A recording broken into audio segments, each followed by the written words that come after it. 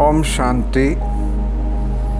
মুৰলীৰ তাৰিখ 1 জুলাই 2025।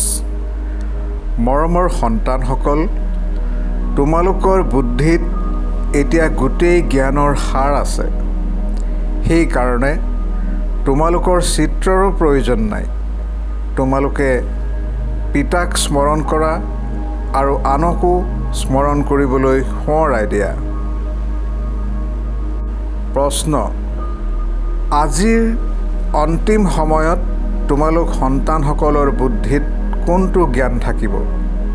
উত্তৰ: সেই সময়ত বুদ্ধিত এইটোৱে থাকিব যে এতিয়া আমি ঘৰলৈ উভতি যাওঁ, আকৌ তাৰ পৰা চক্ৰত আহিম, লাহে লাহে চিৰি তললৈ নামিম, আকৌ পিতা আৰোহণ কলাত লৈ যাবলৈ আহিব।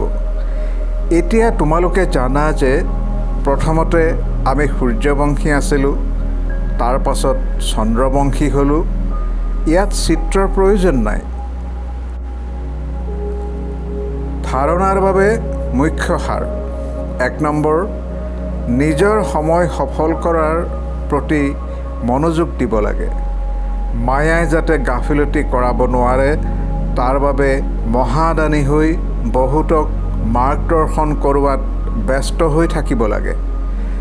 2 নম্বৰ, নিজৰ উচ্চ ভাগ্য গঢ়িবলৈ প্ৰভুৰ নামত সকলো সফল কৰিব লাগে। আত্মিক বিশ্ববিদ্যালয় খুলিব লাগে। বৰদান: উচ্চতকৈও উচ্চ পিতাক প্ৰত্যক্ষ কৰোঁতা শুভ আৰু শ্ৰেষ্ঠ কৰ্মধাৰী হোৱা। যেনেকৈ সোঁহাতেৰে সদায় শুভ আৰু শ্ৰেষ্ঠ কৰ্ম কৰে, তেনেকৈ তোমালোক সোঁহাত স্বৰূপ সন্তানসকল সদায় শুভ আৰু শ্ৰেষ্ঠ কৰ্মধাৰী হোৱা। তোমালোকৰ প্ৰতিটো কৰ্ম উচ্চতকৈ উচ্চ পিতাক প্ৰত্যক্ষ কৰোঁতা হওক, কিয়নো কৰ্ম সংকল্প বা বাণীক প্ৰত্যক্ষ প্ৰমাণৰ ৰূপত স্পষ্ট কৰোঁতা হয়। কৰ্মক সকলোৱে চাব পাৰে, কৰ্মৰ দ্বাৰা অনুভৱ কৰিব পাৰে। সেয়েহে আত্মিক দৃষ্টিৰ দ্বাৰাই হওক, নিজৰ আনন্দময় আত্মিকতাৰ চেহেৰাৰ দ্বাৰাই হওক, পিতাক প্ৰত্যক্ষ কৰা, এয়াও কৰ্মই হয়। শ্লোগান: আত্মিকতাৰ অৰ্থ হৈছে নয়নত পবিত্ৰতাৰ জিলিকনি আৰু মুখত পবিত্ৰতাৰ মেচিকীয়া হাঁহি। ওম শান্তি। অব্যক্ত সংকেত: সংকল্পৰ শক্তি জমা কৰি শ্ৰেষ্ঠ সেৱাৰ নিমিত্ত হোৱা।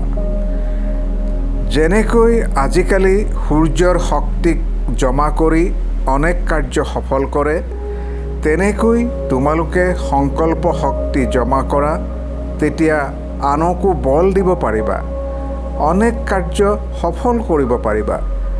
যিসকল সাহসহীন তেওঁলোকে বাণীৰ লগতে শ্ৰেষ্ঠ সংকল্পৰ সূক্ষ্ম শক্তিৰে সাহসী হোৱা।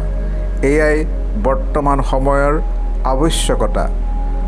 ওম শান্তি।